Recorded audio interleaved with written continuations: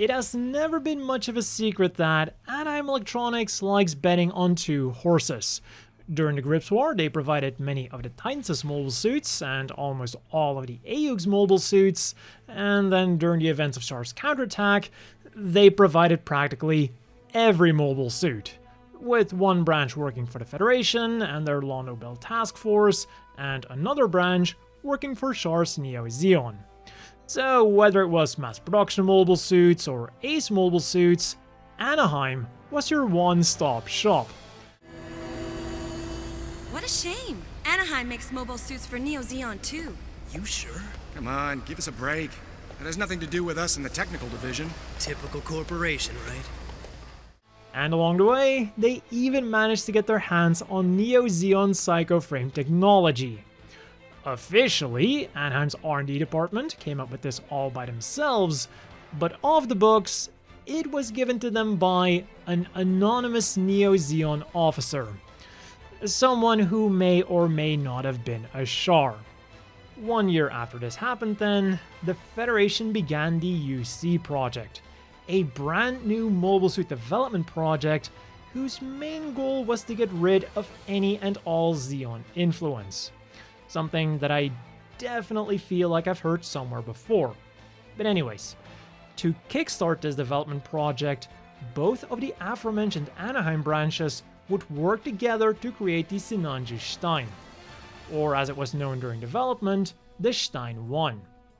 The main goal of this unit was to serve as a test machine for the Psychoframe technology, which was to play an instrumental part in the UC project. And because of this, it was designed to go all out to really test the limits of this technology.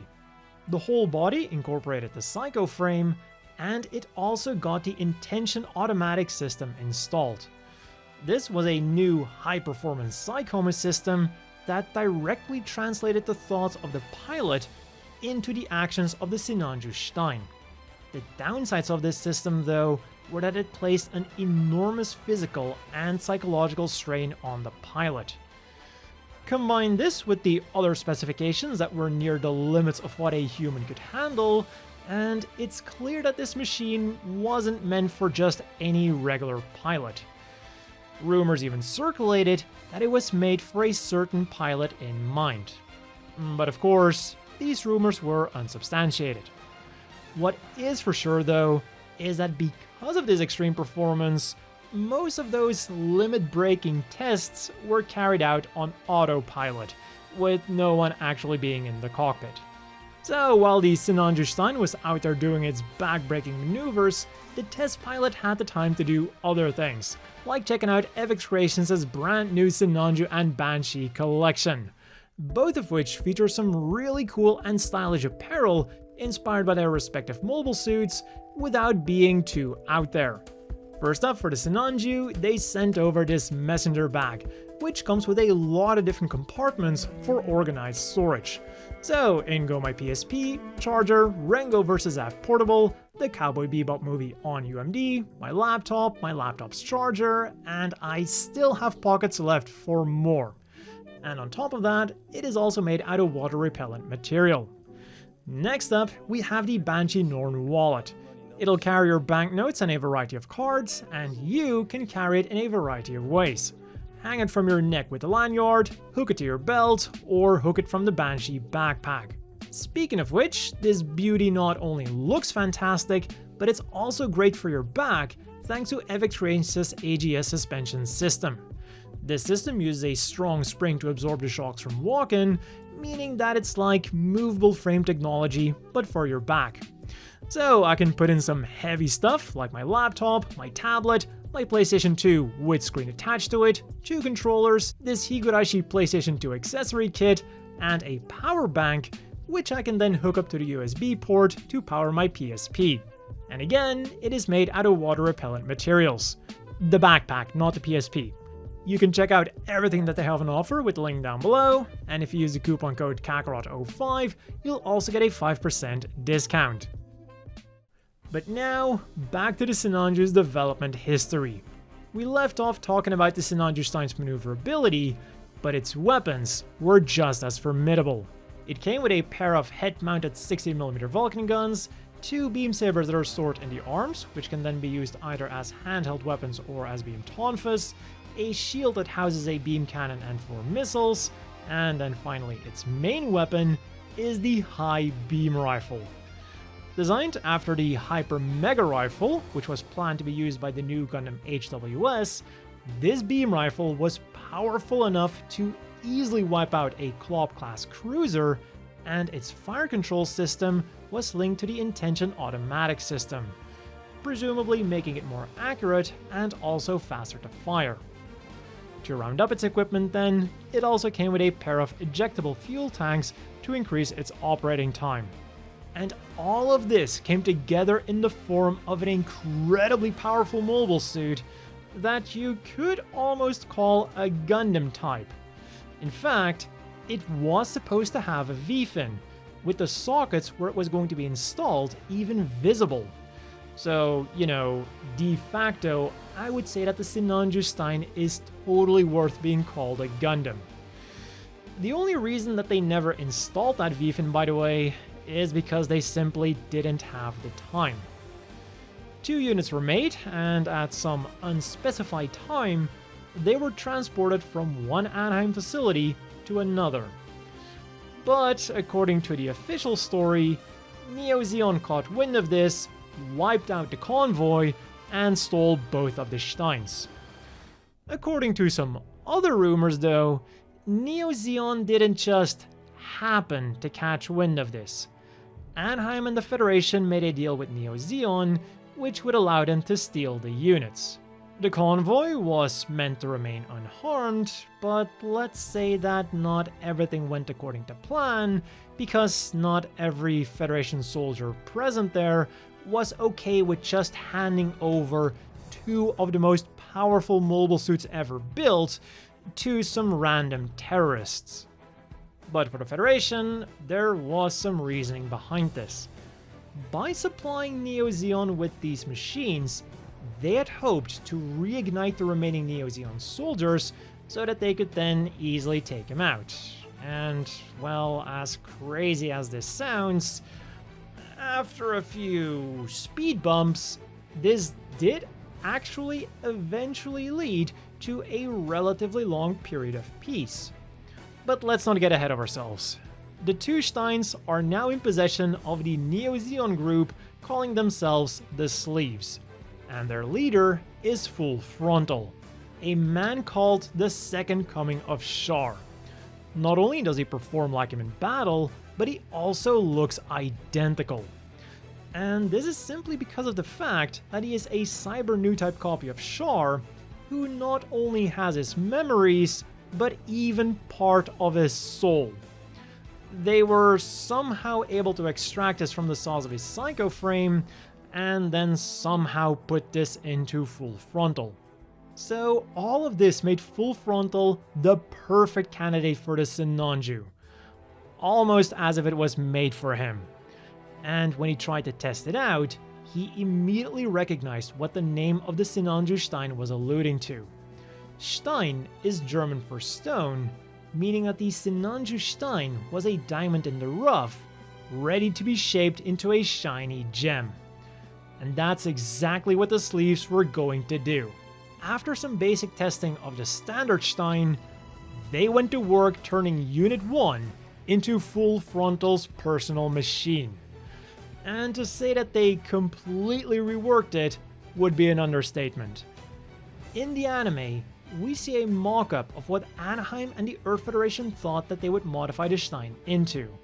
And while they were right about a lot of the details, they didn't quite get everything right.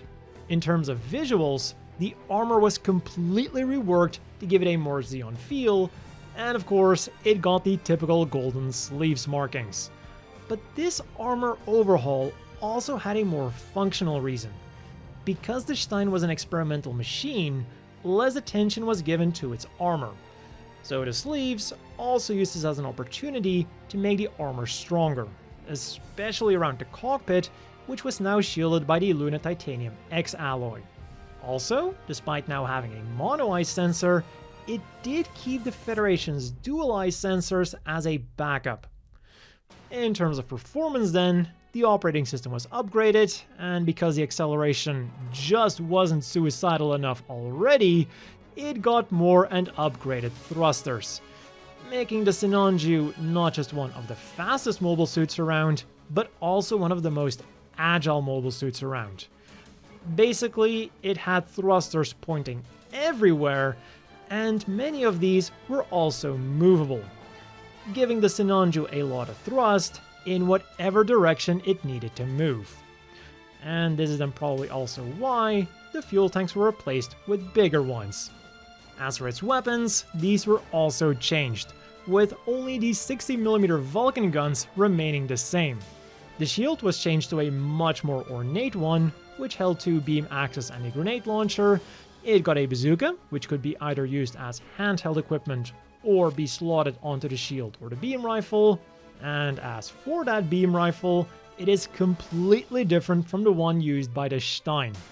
Various reasons have been given for this change, but I believe that it's most likely a combination of all of them. The first is that there was a worry that they simply wouldn't be able to get enough replacement parts because it was a stolen thing. The second reason then is that Full Frontal didn't like the weight distribution of this giant gun. It had a very chunky barrel, which probably made it a bit more sluggish to move around, which simply didn't really mesh with Full Frontal's style of fighting. And finally, he also didn't like how the targeting system was integrated into that intention automatic system. He preferred to fire manually.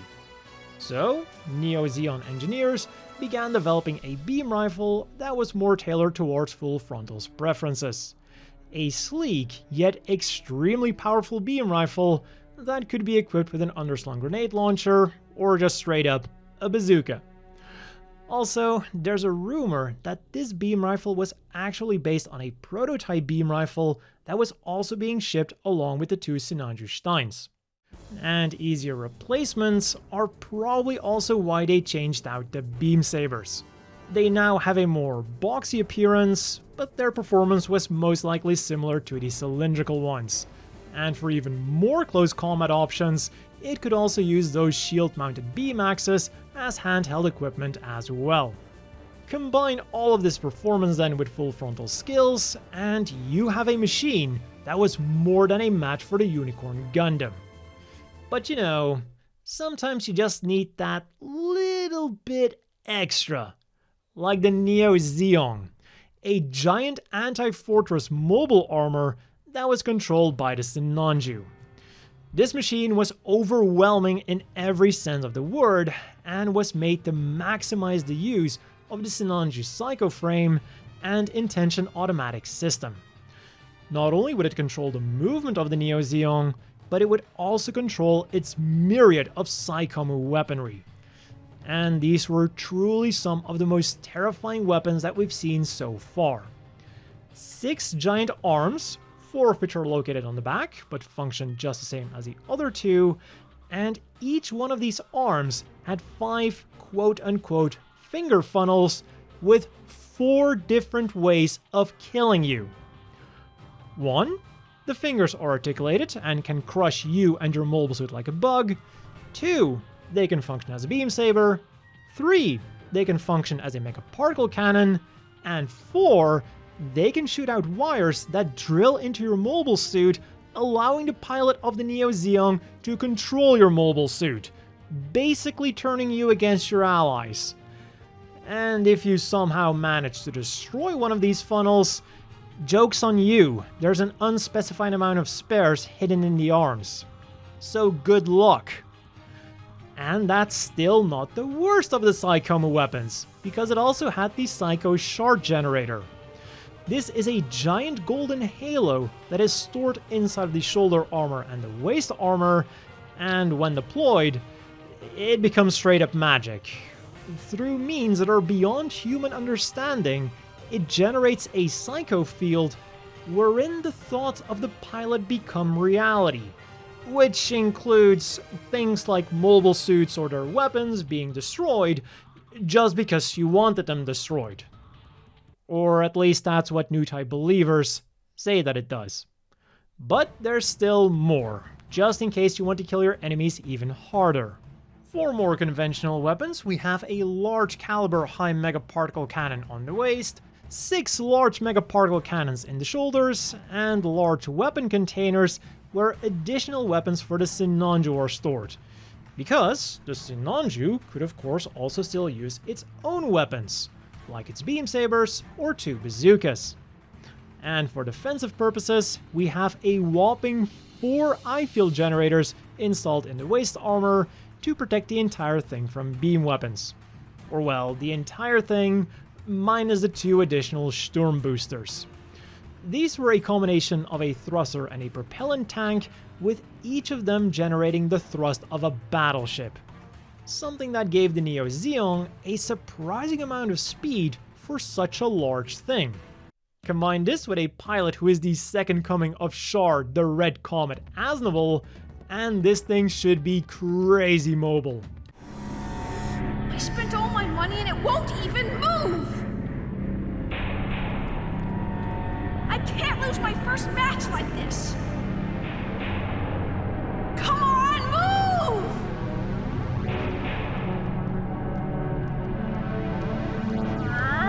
Move, you stupid piece of junk!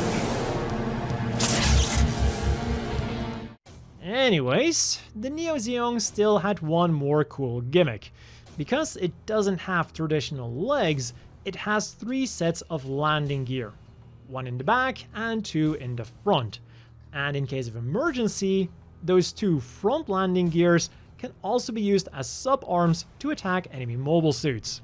So yeah, the Neo Zeong was an extremely powerful beast of a mobile armor, which then leads us to the question, how did the sleeves build this thing?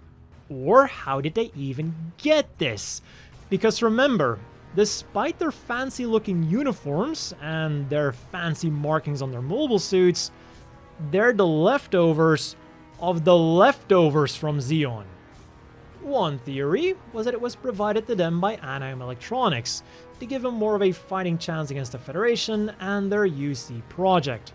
Because if all of the Zeon remnants were wiped out, Anaheim's mobile suit business is going to be a lot less profitable. And the second theory is that it was made out of parts for the Beta Asieru. This thing was designed as the successor to the Alpha Asieru and was meant to be used during Char's rebellion. But by the time this ended, the beta was only 60% complete. And who just happened to be working on the Beta Asieru? Well, Anaheim Electronics. So again, I believe that the truth here is a combination of both of the theories. But this was the end of the line for Sinanju Stein Unit 1. So now, let's have a look at what became of Sinanju Stein Unit 2. After being stolen by the sleeves, they didn't really do a whole lot with it, and it seems that it was just left in storage. Until it was covertly transferred to the Republic of Zeon, which would then use it for a false flag operation. By adding the typical sleeves markings to the machine, they made it appear like it still belonged to the sleeves. And in addition to those cosmetic changes, it also got the larger fuel tanks used by the Sinanju, and its weapons were changed. Its beam rifle is still called the High Beam Rifle, and it even looks the same from afar, but this is actually a customized version of the Sinanju's beam rifle. As a result, it can also use the Sinanju's underslung grenade launcher or the bazooka. And its shield was also closer to that of the Sinanju, both in looks and in function. It was made pointier, and instead of 4 missiles and a beam cannon, it got a mounting rack for either a grenade launcher or a bazooka. And the Stein also got 2 large beam axes, which were a modified version of the beam axes used by the Sinanju. But now, rather than being stored in the shield, the Sinanju would use them as handheld weapons, and they could either be used separately or together as some form of beam naginata. Everything else, though, was identical to the stock Sinanju Stein. And this unit would also get its own Neo Zeong, appropriately named the second Neo Zeong. This machine was made out of spare parts for the first Neo Zeong and is therefore mostly the same. It is missing the armor over the weapon base and instead has an additional support frame there that is painted in red, and the arms have gained some extra new type functionality. Whereas in the first Neo Zeong, only the individual fingers could be wire guided, in the second Neo Zeong, the entire arm could be wire guided, making it even more similar to its namesake, the Zeong from the 1 Year War. And with Zoltan Akkonen behind the controls, the second Neo Zeong was able to show more of that speed that it was designed for. The end result was still the same though. Also, fun fact, despite the Neo Zeong being purpose-built for the Sinanju line of mobile suits, other mobile suits have been known to be able to use it as well. In-universe, the original Neo Zeong is temporarily controlled by a Yogdoga, and the second Neo Zeong gets hijacked by the narrative Gundam. And then out of universe, we see the mobile doll Mei using the second Neo Zeong.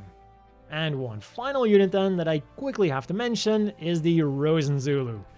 Because while it might not look like it at first sight, it does incorporate parts from the Sinanju as well. But the Rozen Zulu's full history is a story for another time. So this has been the Sinanju's development history. An amazing machine whose story is fraught with underhand dealings and backstabbing. But that's just what you get for dealing with Neo Zeong. Don't forget to check out Evix Creations and their Sinanju and Banshee collection with the link down below. As always, a big thank you to the Patreon supporters. I hope everyone watching has a great day, and I'll see you all next time.